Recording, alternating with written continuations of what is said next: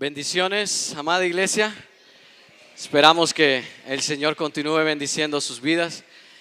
Bueno, los que no me conocían, pues ahora ya ven que la descripción del hermano Elvin iba más dirigida, creo, hacia el hermano Jeff, ¿verdad? Él sí creo que sí es la descripción que él dio, ¿no? Pero es un gozo, hermanos, poder estar acá. Yo sé que el calor es arduo, hermano, está fuerte. Ahí si se queda dormido o dormida, ahí va a sonar una alarma. ¿Han escuchado las bombas que están sonando? Ahí es cuando usted se duerma y explote una bomba, es que lo está levantando, ¿verdad? Así que no se preocupe, aquí tengo las alarmas hoy para cada uno de ustedes. Qué gozo, hermanos, qué bello canto. Vieron, Él es digno. Él tomó la iniciativa de buscarnos. Pensamos a veces que nosotros somos lo que buscamos a Dios, pero Dios es el que toma la iniciativa de buscarnos y darnos de ese amor que tanto nos urgía, hermanos, ¿sí? Nos necesitábamos de ese amor. Y por eso, hermanos, yo quiero que usted deje de pensar un poco en el calor que hay, ¿sí? De ese aire, sí. No se dé mucho en el ojo o por los ojos, porque si es como yo me quedo dormido cuando el aire me da en los ojos, ¿verdad? Entonces trate de evitar que le dé directamente a los ojos, ¿verdad? Pero de ahí está bien, está fuerte el calor. Tal vez esto nos motiva a recaudar fondos para los aires acondicionados. No, estoy bromeando, ¿no? Es broma. Así que les invito, hermanos, a que reflexionemos en esta mañana en lo que Dios nos trae en su palabra. Y quisiera introducir un poco este sermón con la siguiente pregunta, ¿no? ¿Cuál es su mayor deseo para sus hijos? Y ya que estamos en el Día del Padre, padres, ¿qué es lo que usted anhelaría más para sus hijos si usted se encuentra en un punto difícil o una situación llena de incertidumbre? ¿Qué es lo que usted desearía más para ellos, ¿no? Bueno, podemos ponerlo en el contexto. ¿Qué desearía para su esposa? ¿Qué es lo que usted más desea para ella? O para su esposo, o para su madre, o para su padre, ¿sí? Yo todavía me acuerdo claramente de las palabras que una vez mi papá me dijo, la segunda vez que me tocó llevarlo al hospital de emergencia. Recuerdo que siempre me quedaba a tocar, me quedaba ahí con él en las noches, y yo recuerdo esas palabras de él cuando me dijo: hijo, lo mejor que te he podido otorgar en esta vida es haberte instruido en el camino del Evangelio de Cristo. Esa noche, hermanos, quizás yo no entendí completamente la profundidad de las palabras que mi padre me estaba diciendo, pero hoy que estoy del otro lado, ¿sí? Ya no es el hijo el que recibe, sino que es del lado de padre, como padre, hermanos. Creo que ahora comprendo esto mucho mejor. Es posible que muchos aspiremos a la estabilidad económica, al éxito académico o a la adquisición de bienes materiales para nuestros hijos. O sea, y no está mal, eso no es pecado, hermanos. Creo que estas son bendiciones que Dios da a quien Él desea otorgarlas, y no está mal. Sin embargo, para el apóstol Pablo, hermanos, quien ya llevaba casi 4 años preso ahí en Roma y con un juicio totalmente lleno de incertidumbre, no sabía cuál iba a ser su veredicto, si iba a salir con vida o no. Los bienes materiales no era lo más importante para él. Cuando él se dirige a los filipenses, a quienes él, ¿se acuerdan la vez que hablamos de Filipenses? Él valoraba mucho, él estimaba mucho a ellos, los consideraba como compañeros, como dice ahí la palabra, como participantes o colaboradores de él en la misión del Evangelio. Ahora, su principal anhelo para ellos, su principal deseo para estos hermanos era su desarrollo espiritual. Él quería que los hermanos crecieran espiritualmente. Y para Pablo, desde su mente, la única forma en la que ellos podían crecer espiritualmente era cultivando una vida de amor y una vida de pureza y santidad. Pablo sabía, hermanos, entonces, que este crecimiento hacia la madurez espiritual no solo va a fomentar esta madurez en ellos mismos, sino que los va a ayudar a manifestar un amor de manera más adecuada hacia sus hermanos dentro de la iglesia.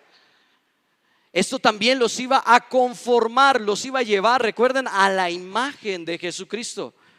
Y la razón de Pablo, lo vemos en el versículo 10 también, es que él los estaba preparando para la venida de Cristo. Si tú eres hijo de Dios, tú estás a la expectativa.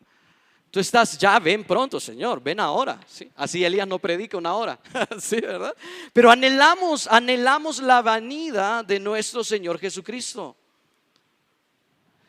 Pensando en esto, hermanos, vamos a explorar entonces lo que el Espíritu Santo nos quiere decir en esta mañana, hermanos, ahí en Filipenses. Así que vaya a sus Biblias, busque Filipenses capítulo 1, versículos 9 al 11. Filipenses capítulo 1, versículos 9 al 11. Ahí vamos a estar basándonos, hermanos, y vamos a ver, hermanos, aquí algo muy especial. Porque aquí Pablo, en esta carta a los Filipenses, va a destacar, hermanos, dos elementos claves para tu madurez espiritual, hermano. Y cómo esta madurez espiritual va a impactar en tus relaciones con tus hermanos. Y Pablo lo va a hacer de dos maneras. Estos dos elementos son los siguientes. Número uno, un crecimiento en amor. Un crecimiento en amor. Ahí lo van a ver en el versículo 9, la segunda sección. Ya lo vamos a leer. También el segundo elemento es una vida en pureza. La segunda mitad del versículo 10 al versículo 11. ¿Sí? Así que Pablo estaba profundamente comprometido con los hermanos de Filipo. Y vamos a ver, hermanos, cómo Dios en su palabra nos va a mostrar estos dos elementos claves, importantes, fundamentales, para que nosotros alcancemos madurez espiritual, pero que también nos van a servir para impactar nuestras relaciones con nuestros hermanos en la iglesia. Así que les parece si leemos el texto, hermanos. Estamos ahí, Filipenses capítulo 1, ¿sí? Versículo 9 dice lo siguiente: y esto pido en oración, que vuestro amor abunde aún más y más en ciencia y en todo conocimiento, para que aprobéis lo mejor, a fin de que seáis sinceros e irreprensibles para el día de Cristo, llenos de fruto de justicia, que son por medio de Jesucristo, para gloria y alabanza de Dios. ¿Les parece si oramos, hermanos? Oremos. Padre santo eres tú, eres digno de toda alabanza, digno de toda honra, Señor. Estamos agradecidos contigo porque es tu amor el que ha llenado nuestro corazón, Señor. Eres tú quien tomó esa iniciativa de buscarnos. Eres tú, Señor, quien tuvo ese deseo de darnos salvación, librarnos de tu ira venidera, Señor. Y estaremos por siempre y eternamente agradecidos por lo que tú has hecho en nuestras vidas. Señor, ayúdanos a considerar la magnitud, la grandeza, Señor, de tu amor. Y cuánto tú nos amas a nosotros como hijos. Señor, ayúdanos a que en este momento que vamos a considerar estas palabras tuyas, Señor, nosotros podamos estar atentos, Padre, para poder escucharlas y para poder aplicarlas en nuestros corazones y en nuestras relaciones con nuestros hermanos. Sabemos, Señor, desde ya que es difícil, Señor, porque nuestro corazón, nuestro cuerpo está lleno de pecados, Señor. Y a veces nuestra naturaleza pecaminosa no nos permite, Señor, amar a nuestros hermanos. Pero sabemos, Señor, que gracias a ti no amamos a nuestros hermanos con nuestro amor, sino que nos amamos los unos a otros con el amor que tú nos has entregado. Y por eso te exalto y te alabo, Señor, y te doy gloria, porque todo es posible gracias a tu misericordia y a tu benignidad, Señor. Guíanos en el transcurso de la exposición de esta palabra, Señor, y que tu palabra sea la que quebrante nuestros corazones, la que moldee nuestros pensamientos, la que nos aliente, nos anime, Señor, a obedecerte y a caminar en fidelidad hacia ti. Oh Señor, grande eres tú. En el nombre de tu Hijo amado, Cristo Jesús, oramos. Amén y amén. Bien, hermanos, entonces vamos a ponernos un contexto. Tal vez ya pasaron casi 4 semanas o un mes aproximadamente desde la última vez que estábamos hablando acerca de Filipenses. Y vamos a recordar, hermanos, y no sé si ustedes recuerdan, estuvimos viendo 3 actitudes esenciales que Pablo está destacando en los versículos 3 al 8 del capítulo 1. ¿Sí? Estas 3 actitudes son fundamentales, entonces, si recuerdan, para mantener nuestro gozo en el ministerio a medida que vamos sirviéndonos unos a otros. Y observábamos, si usted recuerda, cómo la oración, esta sección de Pablo desde el versículo 3 hasta el versículo 11, nos da la apertura, hermanos, de todo lo que Pablo va a mencionar más adelante en su carta. O sea, aquí, hermanos, se nos da una pequeña introducción de todo lo que Pablo va a decir de aquí en adelante. Y eso es maravilloso, hermanos. Pero también nos presenta, hermanos, aquí un modelo de cómo vivir una vida cristiana. Y estas 3 actitudes, si usted recuerda, son las siguientes. Primero, un corazón agradecido. Número 2, motivaciones correctas. Y número 3, un amor por tus hermanos. Cada una de estas, hermanos, son esenciales para fortalecer nuestra madurez espiritual, para fortalecernos a nosotros y mantener nuestro gozo en el ministerio. Un corazón agradecido resalta entonces que tenemos que orar unos por los otros, tenemos que servirnos los unos a los otros, tenemos entonces que crecer juntos, porque usted no puede crecer, no puede avanzar en madurez espiritual si usted no tiene comunión con los hermanos. Necesitamos tener comunión con nuestros hermanos. Pero también resaltaban las motivaciones correctas. Y recordemos que esto destaca lo que te mueve a ti, lo que te impulsa a ti a servir dentro de la iglesia. Pero también está el amor hacia nuestros hermanos. Y eso es bien importante. Si recuerdan, este amor no brotaba de nosotros mismos.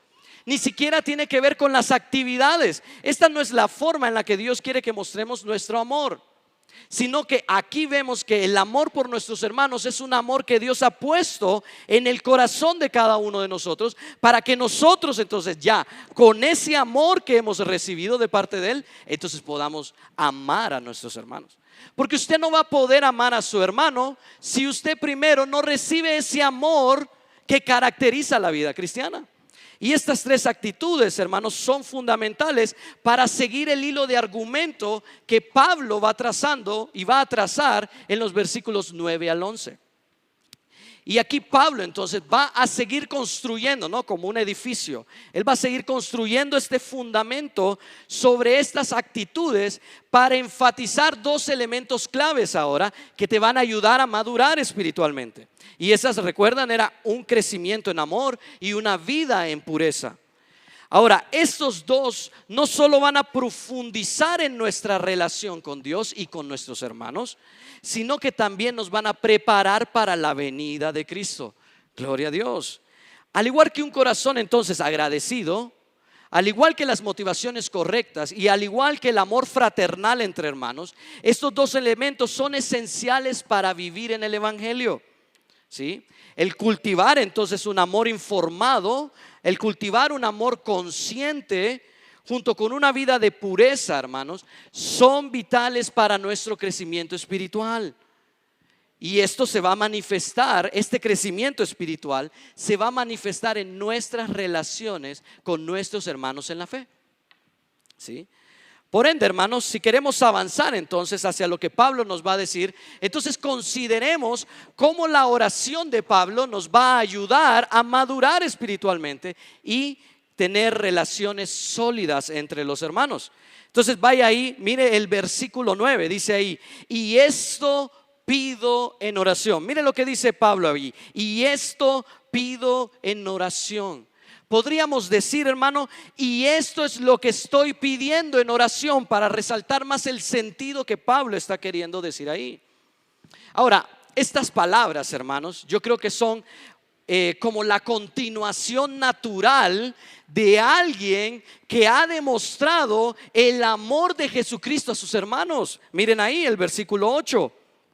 que dice: porque Dios me es testigo de cómo los amo a todos ustedes con el entrañable amor de Jesucristo. Entonces el resultado natural se ve expresado por esta palabra cuando dice: y esto pido.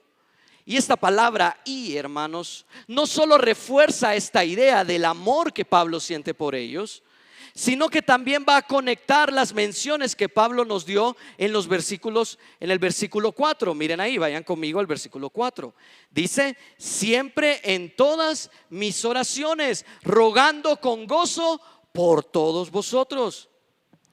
Y esto, hermanos, nos va a preparar para ver el contenido específico entonces de esas intercesiones, de esas oraciones que Pablo va a hacer por los filipenses.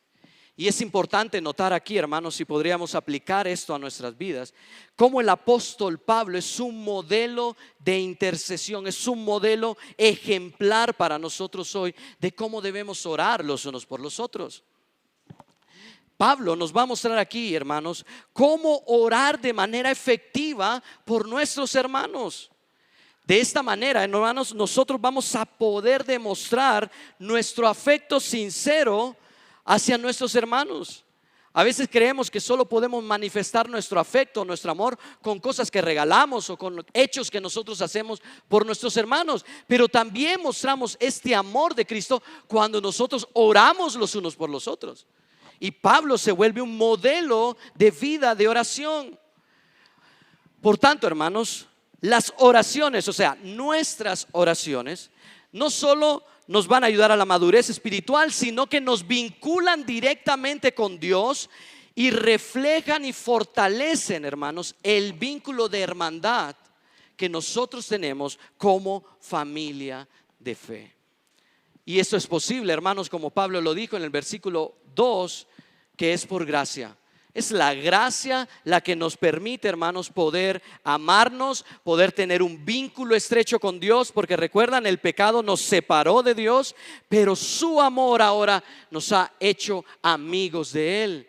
Sí, hemos sido reconciliados con Dios por medio de la fe en Jesucristo. ¿Recuerdan? Romanos capítulo 5, versículo 1.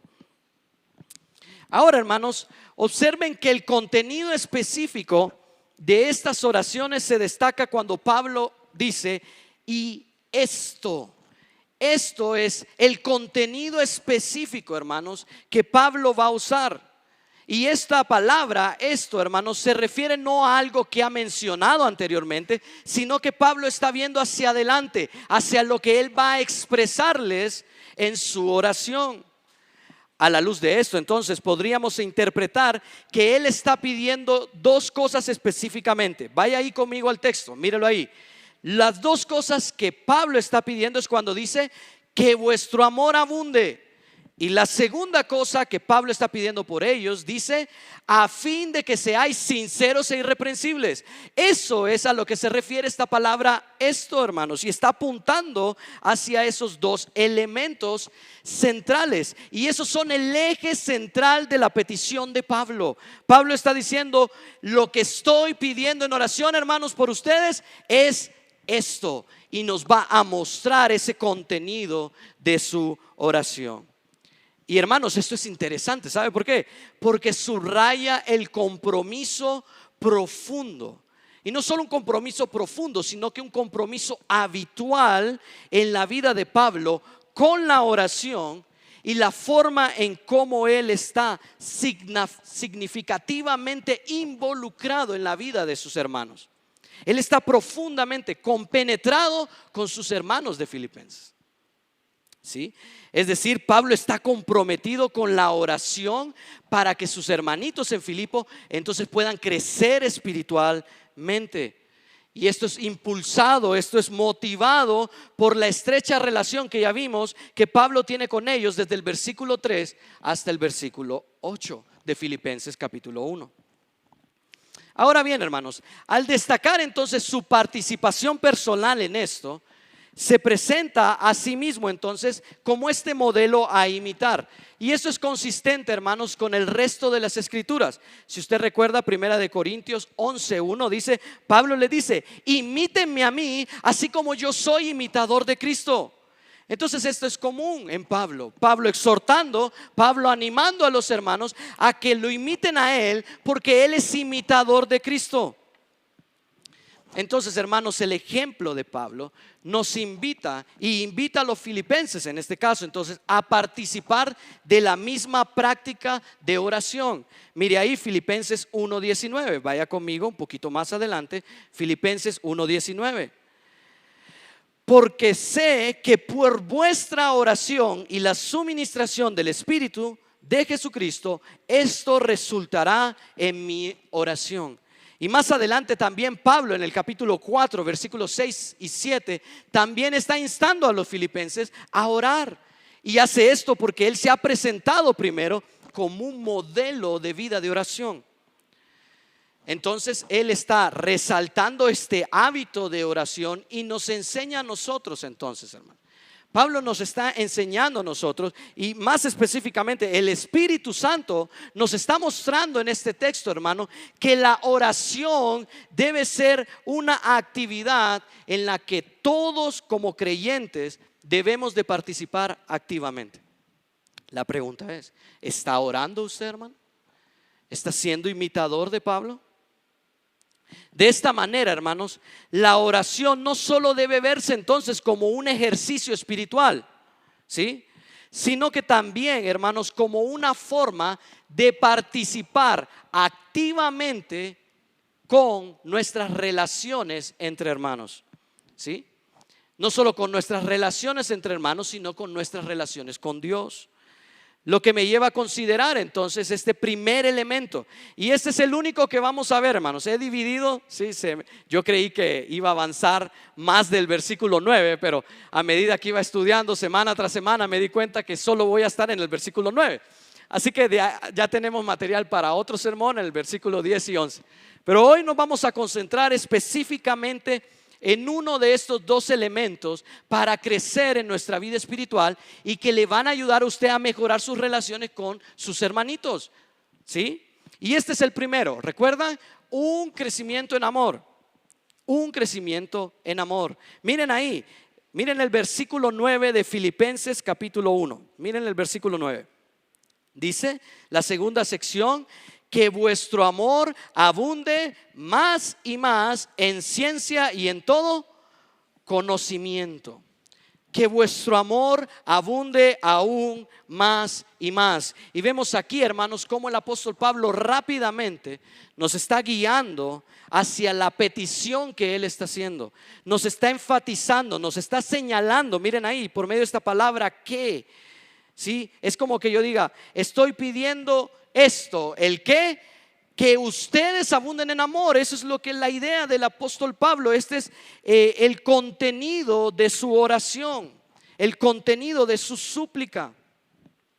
Ahora, al referirse a el amor, cuando Pablo se refiere a un amor, se está refiriendo aquí en un sentido más amplio, hermanos.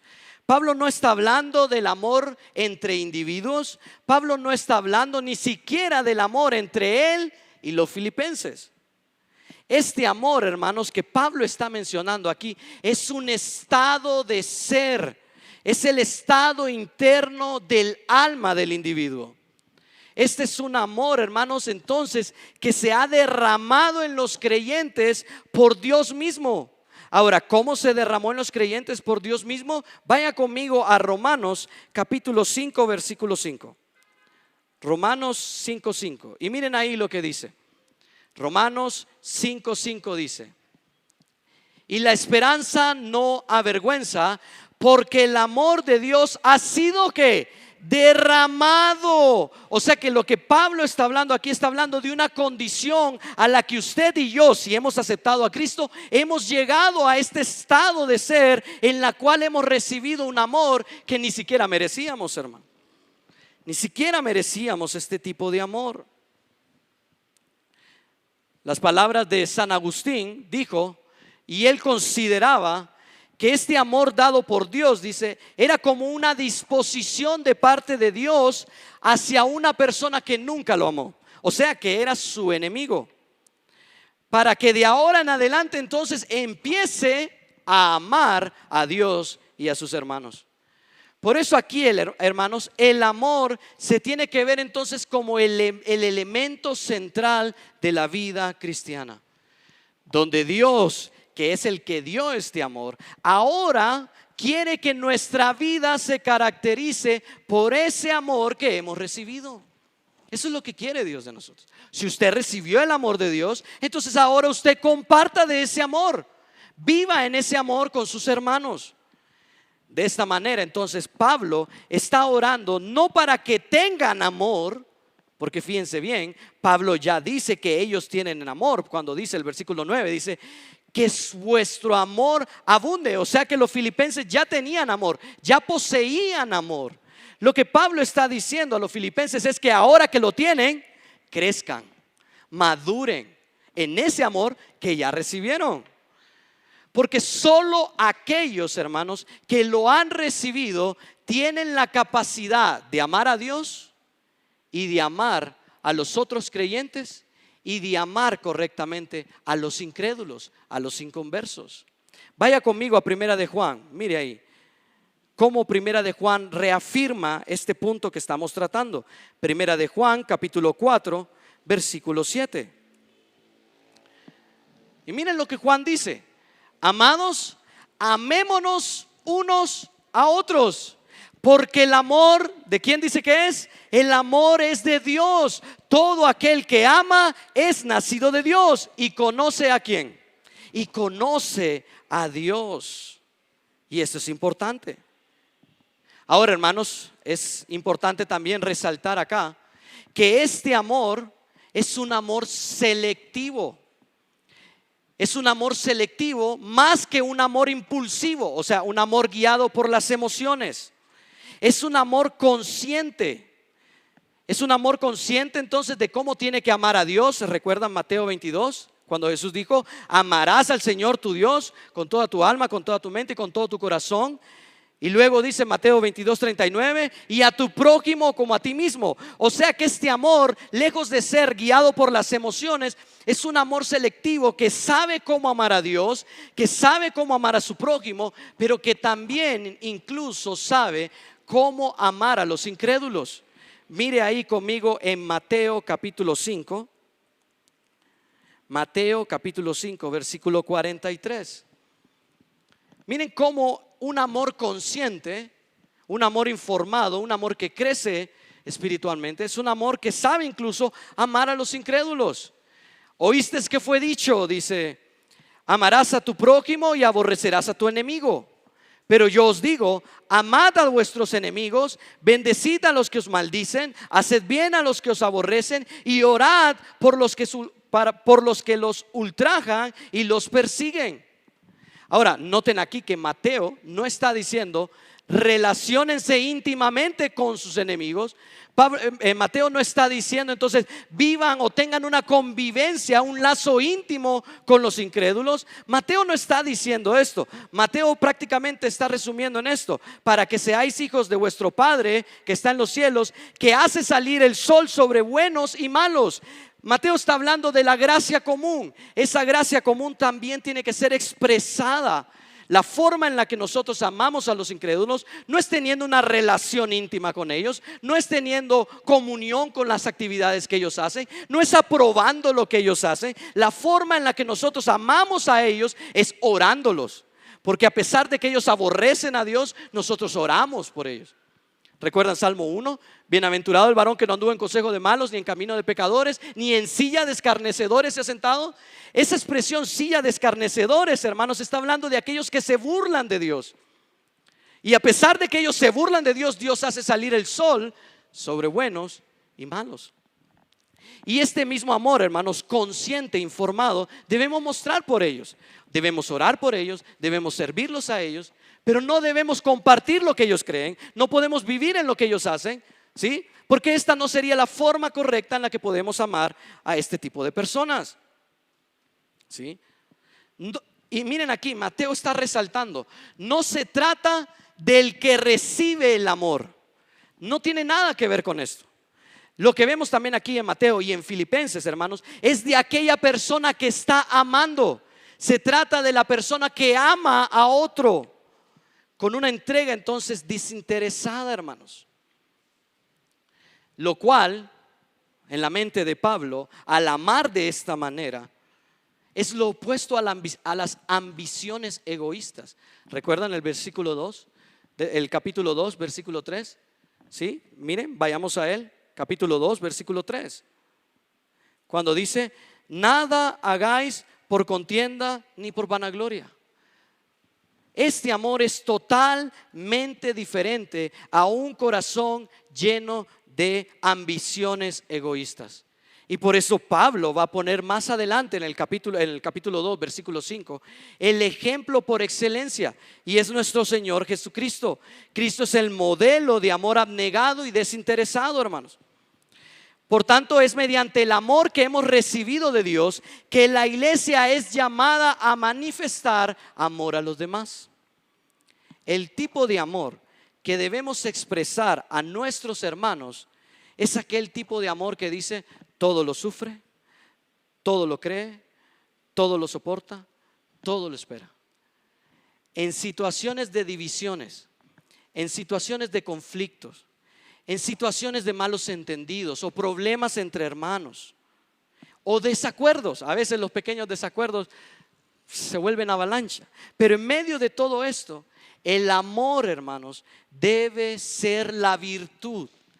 Debe ser la virtud que haga visible a Cristo en nuestras vidas.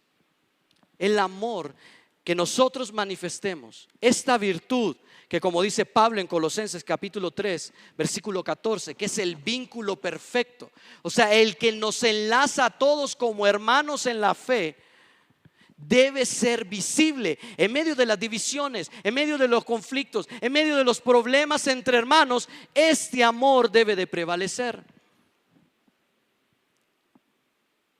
Ahora, esto caracteriza una disposición, o sea, esto va a mostrar que si usted habita en este amor, usted entonces, como dice Pablo en 1 Corintios 2:24, ninguno busque su propio bien, sino el del otro. Este es el tipo de amor del que estamos hablando. Este es un amor desinteresado. Este es un amor sacrificial.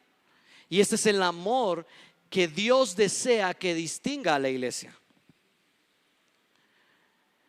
El amor, hermanos, entonces no solo define nuestra identidad como miembros de una iglesia, como comunidad del cuerpo de Cristo, sino que también nos impulsa a vivir de una forma que refleje fielmente el carácter de Cristo en nuestra vida.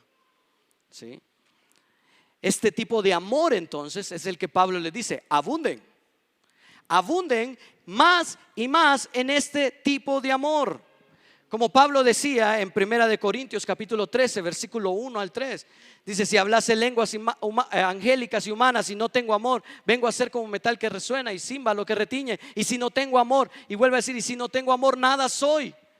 Este tipo de amor, hermanos, es un amor entonces dinámico. La palabra abundar refleja entonces la aspiración de Pablo para con los filipenses. Pablo quería lo siguiente para los hermanos en Filipenses. Él quería que ellos emprendieran acciones y experimentaran entonces transformaciones que culminen en un amor cada vez más profundo y cada vez más extenso. Y esto se ve reflejado por la expresión de Pablo cuando dice: aún más y más. Puesto que no solo se trata de un simple crecimiento, sino que también de un crecimiento continuo, algo que se va intensificando progresivamente en nosotros, hermanos. Así que, hermanos, esta expresión refuerza el deseo de Pablo, porque Pablo está anhelando un crecimiento significativo del amor entre los hermanos en Filipenses. Pablo tenía la esperanza de que a medida que los de Filipenses iban creciendo en amor, ellos iban a abundar cada vez más y más en un mejor amor, en un mejor entendimiento en sus relaciones con sus hermanos.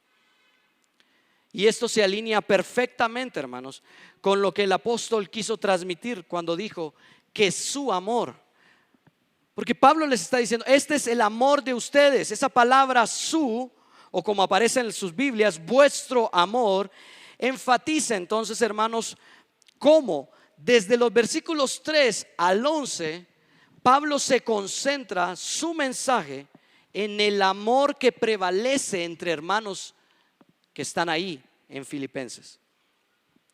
Ahora, Pablo, hermanos, y esto es crucial, porque el apóstol aspira que este amor no solamente crezca en magnitud, sino que también profundice, especialmente en conocimiento y discernimiento.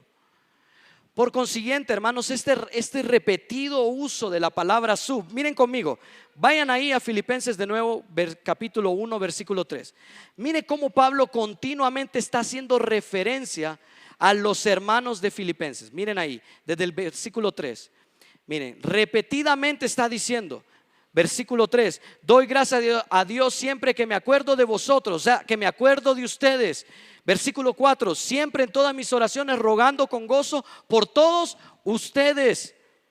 ¿Sí? Miren el versículo 5, por ustedes, o sea, por la comunión de ustedes en el evangelio. Versículo 7, como me es justo sentir esto de todos ustedes. Y ahora en el versículo 9 dice que su amor abunde más y más. Y esto, hermanos, esta repetición continua resalta la constante oración de Pablo por el avance espiritual de los hermanos en Filipo. Pablo quería que conforme crecieran en amor, crecieran en gozo, crecieran en gratitud, entonces ellos iban a crecer en su relación con Dios y en su relación con sus hermanos. Por tanto, hermanos, yo quisiera llevarlos a la reflexión y que pensemos y que nos examinemos cómo hemos estado demostrando amor hacia nuestros hermanos. ¿Cómo hemos estado demostrando el amor hacia nuestros hermanos? Porque déjenme decirles, no es suficiente. Ahí está, alguien se durmió. Ahí está, a ver quién fue. No es suficiente, hermanos. Bueno, lo bueno es que ya levanté a todos. No es suficiente adoptar una postura pasiva en esto, hermanos. Usted no puede tener una actitud pasiva ante esto. El amor auténtico requiere de una decisión consistente. Ven, esto no es un sentimiento o una emoción efímera, es una decisión consistente. No basada meramente en los sentimientos, sino una elección continua e intencional de nuestra parte que va a desarrollarnos y se va a expandir conforme avance en el tiempo. Por eso, hermanos, nuestro amor no debe estar condicionado o restringido solo a un círculo selecto, a las personas que me caen bien. A estas voy a amar. No se trata de solo a los que me tratan bien. Dios no nos manda a amar solo a los que nos tratan bien. El amor de esta manera no se limita a aquellos, entonces, o solo a aquellos que nunca me han hecho daño. Es que yo no voy a poder amar a ese hermano porque ese hermano dañó mi corazón. Pablo no está limitando el amor. Este tipo de restricciones no reflejan el tipo de amor que Dios nos ha dado. No reflejan el tipo de amor que Dios quiere que nosotros manifestemos a nuestros hermanos. Piensen esto, piensen esto. Si usted pudiera leer este texto, 2 de Corintios 8, del 7 al 9, y reflexionar en su casa y considerar esto. Considerar la magnitud del amor que Dios nos ha otorgado gratuitamente. Yo no sé si ustedes han pensado en esto, pero consideren la magnitud, la grandeza del amor de Dios, que yo estaba muerto en delitos y pecados, en mi miseria, bajo la ira de Dios, pero ese amor Dios decidió dar por mí. Entonces la pregunta, hermanos, que yo quiero que reflexionen es: ¿quiénes somos nosotros para retener ese amor? ¿Quiénes somos nosotros para condicionar el amor que ni siquiera merecíamos? Dios nos manda a amarnos y nosotros no somos quienes para retener ese amor ni para condicionar ese amor. No se trata de si me cae bien, si nunca me ha hecho daño. No se trata de eso. Se trata de que yo he recibido ese amor y Dios demanda que yo ame a mi hermano con ese amor. que he recibido. El amor, hermanos, es un distintivo esencial de la fe cristiana. Eso lo distingue a usted del mundo. Eso lo hace diferente. Eso implica que usted ha sido salvado. Jesús mismo lo declaró. ¿Recuerdan en Juan 13:35?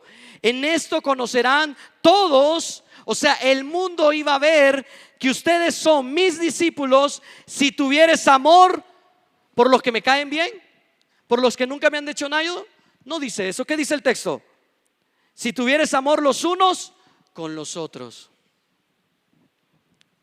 Así que el amor, hermanos, no solo es fundamental para crecer en madurez cristiana, sino que para cultivar esas relaciones saludables, para mantener relaciones saludables y fructíferas con nuestros hermanos. Y eso nos lleva a pensar entonces en la primera sección. Esta fue como la introducción, ¿verdad? Esto nos lleva a pensar en nuestra primera sección. Un amor informado. Porque usted no puede amar, hermanos, como el mundo ama. Usted necesita recibir conocimiento de cómo amar. Y al recibir conocimiento, a tener un amor informado, usted va a poder tener un amor consciente. ¿Me explico? Un amor informado nos lleva a un amor consciente. Miren ahí lo que Pablo dice en el versículo 9: que vuestro amor abunde aún más y más ¿en qué? En ciencia y en todo conocimiento. Esta expresión concisa y poderosa, por medio de esta sección, esta pequeña frase, el apóstol nos va a revelar cómo debe de manifestarse el crecimiento en amor. Si bien anteriormente, recuerdan, hemos venido hablando de que el amor debe abundar, ¿cómo?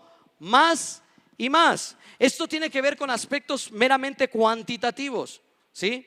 La magnitud de que debemos de crecer en ese amor. Es como decir, debemos de tener un amor extraordinariamente abundante. Ahora se nos va a introducir otro aspecto, es como el área cualitativa de este amor. Y miren que Pablo no alude a un amor indiscriminado o un amor genérico o el amor hippie. Han escuchado, los que están un poquito arriba de mi edad, han escuchado de esas canciones, ¿no? No se trata de eso, hermanos.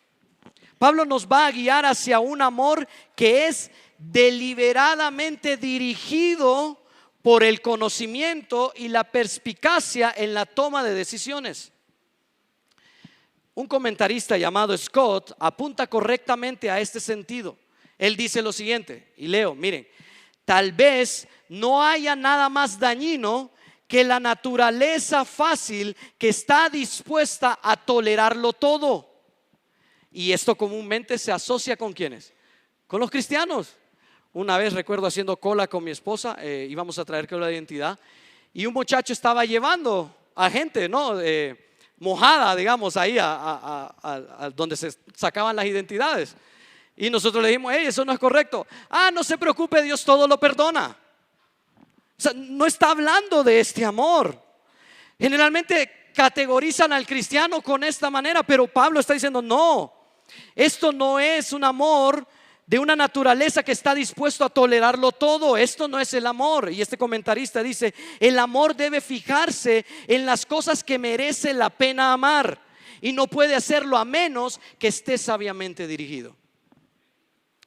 Por lo tanto, el crecimiento del amor que Pablo está promoviendo aquí, hermanitos, no es un amor desenfrenado, ¿sí? No es un amor sin control, no es un amor ciego, ¿sí?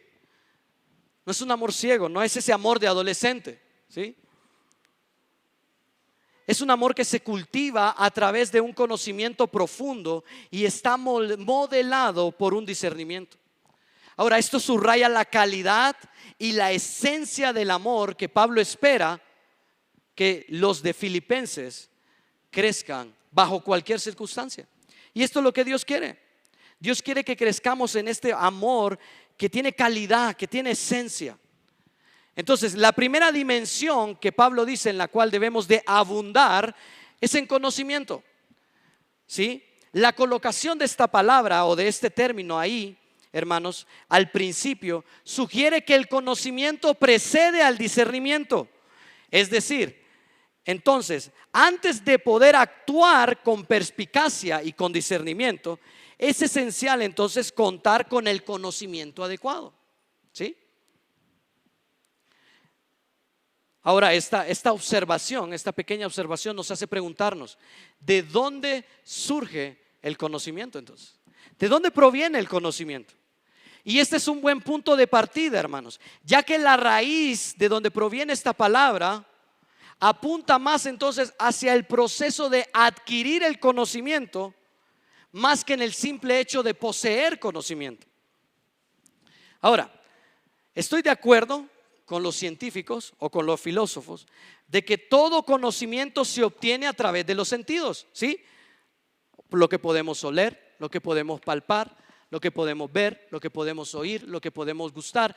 Nosotros como seres humanos obtenemos conocimiento, información por medio de los sentidos, y estoy de acuerdo con ellos, ¿sí? Se obtiene también por medio de la investigación o la experiencia. Usted no puede decir que es el mismo de ayer o de hace 10 años. Su experiencia le ha llenado de conocimiento. Y estoy de acuerdo también que la experiencia trae conocimiento. ¿Sí? En última instancia podríamos decir que el proceso de observación objetiva también nosotros podemos obtener conocimiento. ¿Sí? Esto nos recuerda, se recuerdan en la escuela el método científico. A mí que me encantaba esa clase, hermano. Sí, porque me ponía a jugar yo con todos los elementos ahí. Sin embargo, hermanos, ahí viene un pero, ¿no? Sin embargo, aún queda mucho de explorar en cuanto a este tema, hermanos, puesto que Pablo nos está hablando aquí de un tipo de conocimiento más profundo.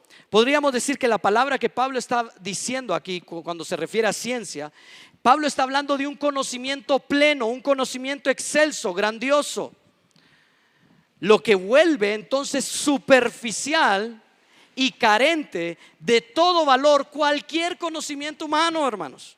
Cualquier conocimiento humano queda botado. Miren Salmo 94:11. Salmo 94:11. Dice así: Jehová conoce los pensamientos de los hombres. ¿Y cómo los considera? Que son vanidad. Los pensamientos de los hombres son vanidad. Esto se debe a que tal conocimiento que nosotros podemos adquirir por medio de nuestros sentidos, hermanos, está corrupto por nuestro pecado. Está corroído por el pecado que nos caracteriza, por el pecado que caracteriza al ser humano, lo que hace que el ser humano se vuelva entonces a Dios y le dé la espalda, olvidándose de Dios. Por tanto, hermanos, en última instancia, el verdadero conocimiento proviene de Dios. Y solo cuando nos acercamos a Él, solo cuando reconocemos su gracia, solo cuando reconocemos su poder, solo cuando reconocemos su carácter y sus obras, hermanos, cuando aceptamos que Dios es el verdadero Dios, como dice Deuteronomio 4:39, yo soy Dios en los cielos, pero también en la tierra, y no hay otro. Solo cuando reconocemos a ese Dios, entonces llegamos a conocer el conocimiento verdadero. Recuerdo que para los judíos, por ejemplo, el conocimiento, ya hablando de la clase de Antiguo Testamento, acá hay unos hermanos ahí, pensemos en esto, ¿recuerdan? Los judíos adquirían conocimiento por medio del oír. Ellos escuchaban la palabra de Dios y adquirían conocimiento de Dios. Y este punto, sinceramente, hermanos, que desafía los pensamientos humanos. ¿Por qué?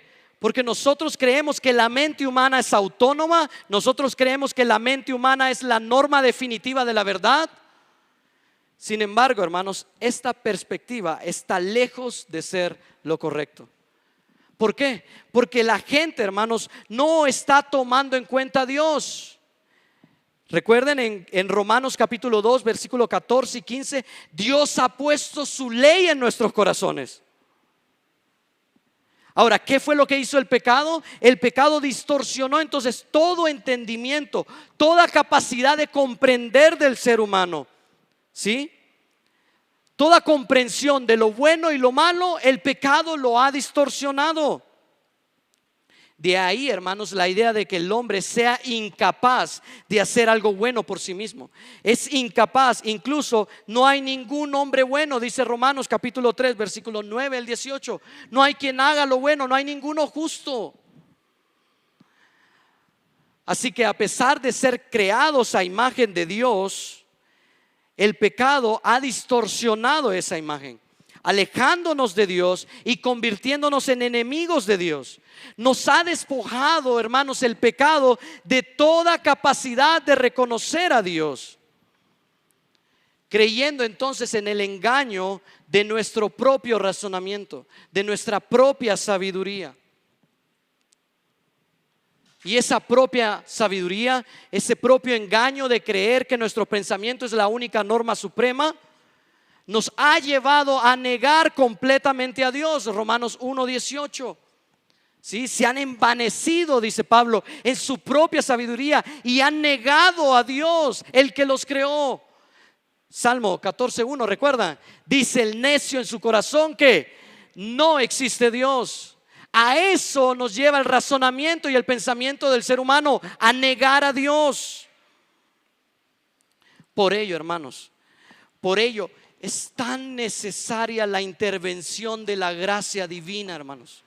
Se necesita, hermanos, es indispensable, ya que solo a través de la gracia de Dios, ya que solo por medio del sacrificio de Cristo es que nosotros podemos ser reconciliados con Dios.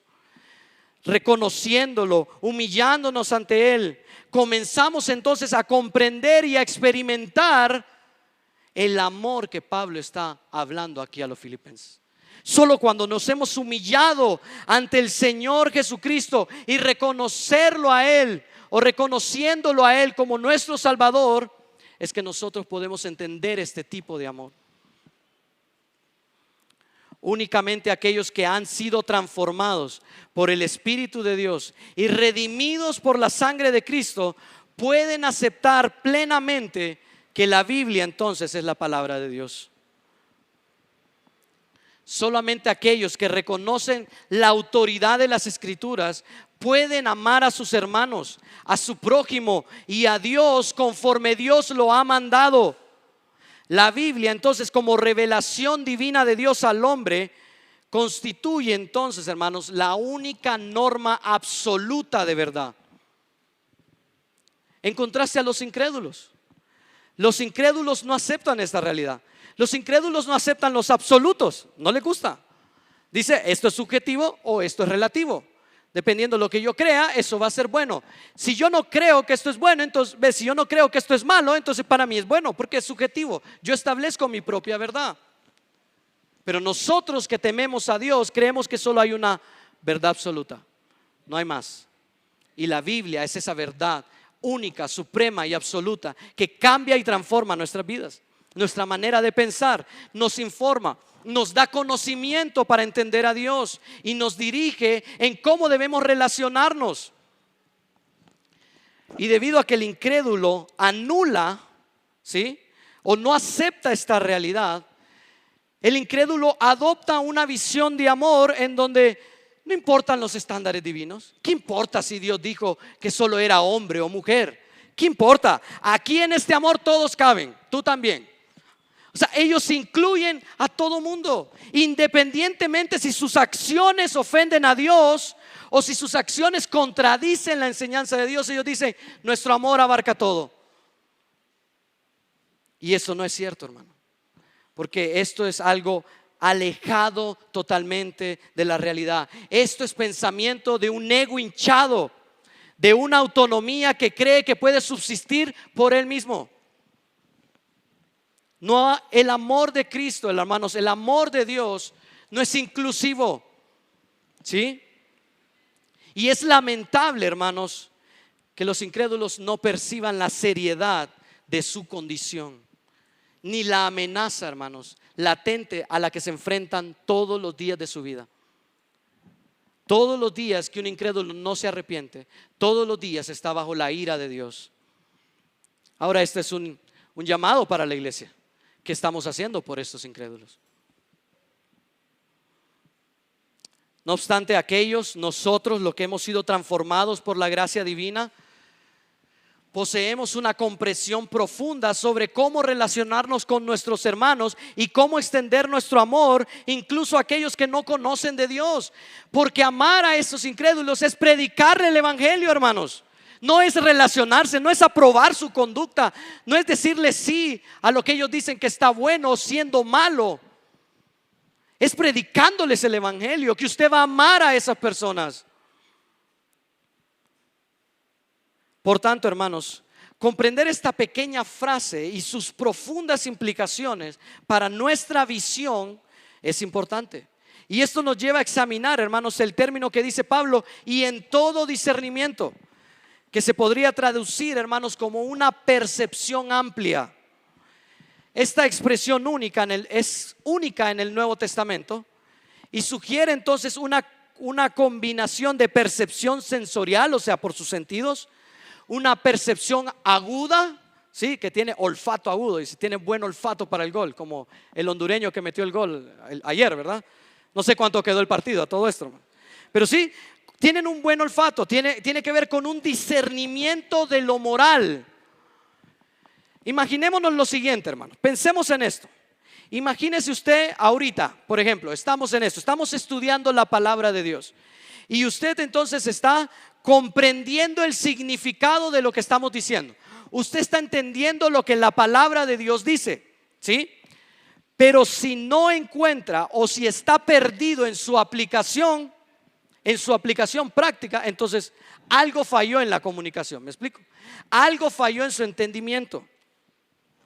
Porque el discernimiento entonces es precisamente esa habilidad, ¿sí? Esa habilidad de llevar a la práctica estas verdades bíblicas que nosotros estamos absorbiendo, que nuestros oídos están escuchando. Ese es el discernimiento. El discernimiento nos lleva a hacer juicios acertados. El discernimiento nos lleva a tomar decisiones prudentes, ¿sí? Esposas que todavía no le han celebrado el Día del Padre a su esposo, todavía tiene la revancha, ¿sí? Estamos a tiempo, hoy estamos celebrando el Día del Padre. Dígale, es que yo estaba esperando el domingo, que ahí celebran el Día del Padre, ¿sí? Decisiones prudentes y tener entonces una sólida comprensión de lo moral y lo ético. El discernimiento se trata de la capacidad que usted y yo tenemos al adquirir el pensamiento de Dios de identificar lo que es más adecuado, oigan bien, en cualquier situación. El discernimiento le va a ayudar a tomar decisiones adecuadas bajo cualquier circunstancia, ¿sí? Cuando esté enojado ahí o enojada, el discernimiento de la palabra de Dios, ¿qué va a hacer? Refrenar su lengua, porque el necio hasta cuando calla es sabio, ¿verdad? De hecho, hermanos, esta palabra discernimiento, aunque solo aparece una vez en la Biblia, en el Nuevo Testamento, sí aparece frecuentemente en el libro de Proverbios. Y esto no es casualidad, hermanos, ya que esta colección que vemos ahí en Proverbios son consejos esencialmente ¿para qué? Para adquirir sabiduría aplicada para vivir la vida cristiana. Eso es el libro de Proverbios. En Proverbios usted quiere sabiduría para vivir una vida práctica, el día a día. Por ello, a lo que Pablo aspira no solo es un amor informado sobre quién es Dios, sino que lo que Pablo quiere es que sus hermanitos tengan el discernimiento para poder utilizar el conocimiento que han recibido en cada circunstancia en que lo necesiten. Ahora, podríamos decir entonces, ya que las decisiones que tomamos impulsadas por este discernimiento provienen de Dios, este discernimiento es totalmente contrario a cualquier conocimiento vanidoso, inflado por el ego o por el ingenio humano, sino que nos habla de un amor que surge de una relación íntima con Dios. Y esto, hermanos, impacta profundamente tanto en la mente como en el corazón de nosotros. Por eso, hermanos, el amor no solo precede al conocimiento. O sea, usted primero necesita recibir la gracia de Dios para conocer a Dios, sino que el conocimiento verdadero proviene de el amor que Dios nos ha dado. Así que en nuestras relaciones con nuestros hermanos no hay espacio para un amor egoísta, hermanos. No hay espacio para el amor egoísta. Como nos recuerda Pablo en Filipenses 2:4. Nada hagáis por contienda ni por vanagloria. Miren ahí. Capítulo 2, versículo 4. Dice, no mirando cada uno por lo suyo propio, sino cada cual también por los de los otros. El apóstol, hermanos, aquí nos está invitando a adoptar una perspectiva de humildad. ¿Por qué? Porque más adelante el apóstol se va a referir a Jesucristo cuando dice, Él se humilló a sí mismo. Y nos pone ese estándar, ¿no? Nuestro estándar de modelo de vida no son las personas, ¿sí? No son las personas que nos ven o que están alrededor de nosotros. Nuestro estándar de modelo de vida es Cristo, ¿sí? Porque Él es el único ser humano normal que ha podido pisar esta tierra. Él es el modelo de la norma de lo que es ético, de lo que es bueno y de lo que está malo. Un encuentro con Cristo entonces nos ayuda a tener la habilidad. Cuando nosotros hemos recibido esa gracia de Cristo, su amor nos ayuda a tener la habilidad de tomar juicios justos, ya que estos juicios van a surgir no de nosotros, sino de lo que hemos aprendido de Él, de su modelo. Y esto nos lleva a pensar, hermanos, entonces en el siguiente elemento. Porque un amor informado, un amor con conocimiento, que es capaz de poner a la práctica ese conocimiento, entonces nos va a llevar a un amor que es consciente de su entorno. Un amor informado nos lleva a un amor consciente. Y este es el segundo elemento de ese amor que nos ayuda a crecer en humildad y en madurez espiritual. Miren aquí, dice el versículo 10, miren ahí, Filipenses capítulo 1, versículo 10, dice de la siguiente manera: para que aprobéis el qué, para que aprobéis lo mejor, ¿sí? Esta enseñanza podríamos decir a fin de que comprueben lo que es mejor. Y esto surge, hermanos, más como un resultado que como un propósito en sí mismo, hermanos. Lo que Pablo está indicando es que aprobar lo que es mejor emerge o surge como el resultado natural de una vida que se nutre de amor. ¿Me explico? Esta idea de aprobar lo mejor es el resultado natural de una vida que se nutre de ese amor que ha recibido en Cristo. O sea, se informa con conocimiento, ejerce discernimiento, analiza la situación. De esta manera, hermanos, vivir bajo la influencia de este tipo de amor lleva de forma inherente a una mayor habilidad para diferenciar lo que es bueno y lo que es malo. Esta habilidad es particularmente crucial, hermanos, más que todo en el contexto en que se encuentran los de Filipenses. Porque recuerden, en el capítulo 3, versículo 2, lo vamos a ver más adelante, vemos la presencia de falsos maestros. Vemos en el capítulo 4 también que hay problemas entre los hermanos, entre los miembros de la iglesia. Entonces era fundamental tener la capacidad de tomar decisiones correctas, decisiones prácticas, que son realmente entonces beneficiosas para la vida de la iglesia, ¿sí? Y se convierten en un aspecto esencial de la vida del creyente. Como decía, ¿no? Esto requiere un olfato agudo, entrenado. ¿A través de qué? A través del conocimiento, a través del discernimiento. ¿Para qué? Para poder seleccionar aquellas cosas que son verdaderas, aquellas cosas que son de suma importancia para la vida del creyente. Ahora, esta expresión de Pablo, para que aprobéis lo mejor, tiene que ver con una interacción dinámica que hay entre el aumento del amor y la práctica continua en la toma de decisiones. La palabra ahí, para que aprobéis, nos habla del acto de examinar minuciosamente.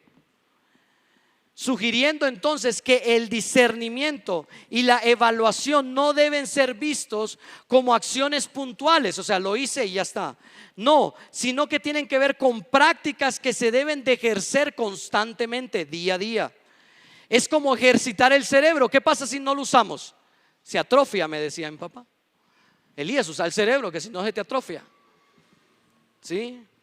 Entonces, lejos de ser una acción estática, se trata de una continua madurez, de un hábito continuo de identificar, de seleccionar lo que es mejor, lo que resulta más provechoso para la vida de la iglesia.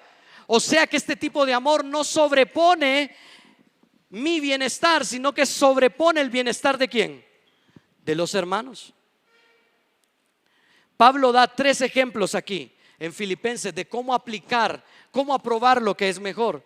Pablo quería en Filipenses 2:3, por ejemplo, que tuvieran discernimiento de motivaciones. O sea, Pablo quería que examinaran qué es lo que los mueve a ellos verdaderamente para el servicio de la iglesia. Un discernimiento doctrinal en Filipenses capítulo 3 versículo 2. Pablo quería que examinaran y no se dejaran engañar por los falsos maestros. Pablo quería que crecieran en un discernimiento de pensamiento. En Filipenses capítulo 4 versículos 8 al 9, Pablo quería entonces que ellos tuvieran una mente enfocada en lo que Dios considera justo, recto y puro. Y de esta manera aquí ellos, hermanos, iban a poder aprobar lo que es mejor. Por lo tanto, era responsabilidad de los filipenses. Miren ahí, que ustedes examinen. O sea, es una responsabilidad de los hermanos en Filipo examinar lo que está mal y lo que está bien a la luz de la palabra de Dios. Y esto, hermanos, subraya una expectativa alta de involucramiento de los hermanos ahí en Filipo. Pablo está pidiéndoles que apliquen este discernimiento diariamente en su vida, en el ámbito de la congregación. Este enfoque entonces, hermanos, denota un compromiso sólido, firme con la edificación de la iglesia. Nosotros estamos aquí y nos servimos unos a otros y nos amamos unos a otros con el resultado de edificarnos los unos a los otros. Eso es lo que Pablo quería, que se edificaran los unos a los otros. Esta madurez espiritual entonces nos capacita para entender y valorar entonces aquello que es mejor, o en otras palabras, aprobar las cosas que son esenciales para la madurez y el crecimiento de la iglesia. En este contexto, hermanos, Pablo está instando a los filipenses a hacer comparaciones, no entre una cosa y otra, no para decir, esto está bien o esto está mal. Pablo no está diciéndoles eso. Pablo lo que quiere, hermanos, más bien es que ellos apliquen el discernimiento que ya han obtenido de parte de la palabra de Dios, el discernimiento que ya han obtenido por medio de sus enseñanzas.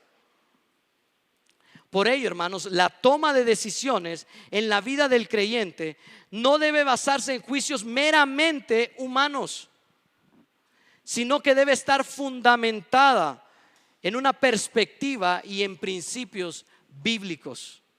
No en lo que yo crea que es bueno, no en lo que yo piense que es bueno, sino en lo que Dios dice que se debe hacer y cómo se debe hacer. Este discernimiento, hermanos, es crucial para la toma de decisiones, pero también, hermanos, es crucial para formar nuestro carácter. A medida que usted va relacionándose con Cristo, a medida que usted va profundizando en las escrituras, a medida que usted va leyendo la Biblia, usted va manteniendo una comunión constante con Dios. Por lo tanto, hermanos, es crítico, hermanos, que nosotros aprendamos a analizar cualquier situación de nuestra vida cotidiana bajo el lente bíblico. Cada problema, cada circunstancia en el que nosotros nos encontremos en nuestro diario vivir, debemos de pensar entonces, ¿qué dice Dios? ¿Qué quiere Dios que haga con esto que está enfrente de mí? Por eso, hermanos, con este proceso de entendimiento de la palabra de Dios, con este amor, no solo buscamos evitar pecar o evitar hacer lo malo, sino que nos esforzamos, hermanos, por adherirnos activamente a lo que es bíblico, como lo que el pastor Julio ha estado tratando de hacer con el libro de Génesis en nosotros, que nosotros podamos tener una cosmovisión bíblica de las cosas. Pablo quiere entonces que los filipenses desarrollaran este conocimiento activo de lo que Dios dice en su palabra y de lo que Él ha establecido como lo bueno y lo justo. Un ejemplo palpable, por ejemplo, de esta falta de discernimiento que se manifiesta es dejarse confundir por ese término que rodea la sociedad, ¿no? El autoestima, dice la gente. Es que debes de tener autoestima. Y esto, hermanos, es una noción contraria. Esto es totalmente antibíblico. Esto promueve la vanidad, el orgullo, el ego del ser humano. La escritura nunca, hermanos, la Biblia nunca aboga por el autoestima. Dios nos insta más bien a través de Pablo cuando dice en Romanos capítulo 12 versículo 13, digo pues por la gracia que me es dada a cada cual que está entre vosotros, que no tenga más alto concepto de sí mismo que el que debe de tener, sino que piense de sí ¿con qué? Piense de sí con cordura. La Biblia no alimenta nuestro ego, hermanos. La Biblia no alimenta nuestra vanidad. Como dijo Lucas en Lucas 22:26, cuando Jesús enseña: pero ustedes no sean así, sino que el mayor entre ustedes no sea como el más joven, y el que dirige como el que sirve. ¿Quién es mayor? ¿El que está sentado en la mesa o el que sirve? ¿No es aquel que está sentado? Pero yo estoy entre ustedes sirviendo. Un correcto entendimiento, hermanos, de quién soy yo a la luz de la palabra. Por tanto, hermanos, este enfoque de discernimiento se convierte en un pilar para la toma de decisiones en todos los ámbitos de nuestra vida. Significa esto, hermanos, que cada elección que yo haga, sin importar, hermanos, su magnitud, si es grande o pequeña, debe de estar guiado por una evaluación consistente de lo que Dios ha dicho en su palabra. Así, hermanos, al enfatizar esta característica dinámica del amor en la toma de decisiones, llegamos a un crecimiento espiritual cada vez más. Los creyentes están llamados a no solo discernir lo que es mejor en situaciones específicas, sino que estamos llamados a sostener un proceso continuo de evaluación, de aprendizaje de la palabra de Dios y profundizar, hermanos, cada día en el conocimiento de Dios para poder tomar decisiones correctas. De esta manera vamos a edificar, de esta manera se van a solidificar nuestras relaciones con nuestros hermanos. En conclusión, hermanos, es importante que identifiquemos cómo está nuestra vida como cristianos a la base de este amor que se nutre de conocimiento y discernimiento, que nos permite tomar decisiones alineadas a la voluntad de Dios. El camino hacia la madurez cristiana demanda que te llenes de amor más y más, pero también exige que ese amor crezca en conocimiento y en discernimiento. Debes de tener presente, hermanos, que ese amor no proviene de ti. Así que si tú dices: es que no estoy, hermano, es que yo no soy capaz de amar a mi hermano, es que lo mastico pero no me lo trago, hermano. No, usted es capaz de amar a su hermano, ¿sí? Ay, pastor Julio, es que viera a mi esposo, es que me cuesta amarlo. No, usted puede amar a su esposo con el amor de Cristo, porque recuerde, este amor no fluye de usted, no proviene, gracias a Dios que no proviene, esposos, no proviene de ellas, sino que ellos nos aman, o esperamos así sea, que nos amen con el amor de Dios que Dios ha puesto en sus corazones. Este amor arraigado a un conocimiento profundo de la voluntad de Dios debe de conducir nuestro discernimiento. Este tipo de amor debe ayudarte a tomar decisiones que reflejen el carácter de Cristo. ¿Estás reflejando el carácter de Cristo con tus decisiones? ¿Estás reflejando a otros el amor de Cristo con tus decisiones, con tus acciones? El crecimiento espiritual, hermanos, la madurez. Si tú quieres llegar, ay pastor, es que yo no puedo llegar a la madurez, ¿qué me cuesta crecer espiritualmente? Si tú quieres crecer espiritualmente, crece en este tipo de amor que va más allá de las palabras, va más allá de los hechos, va del hecho de lo que Dios ha hecho en tu vida. Por eso, hermanos, Dios nos insta a vivir de esta manera. Dios quiere que nosotros vivamos y manifestemos este amor y el amor de Cristo de manera clara a aquellos que nos rodean, a nuestros hermanos en la fe. Esto, hermanos, va a proveer relaciones saludables entre la iglesia.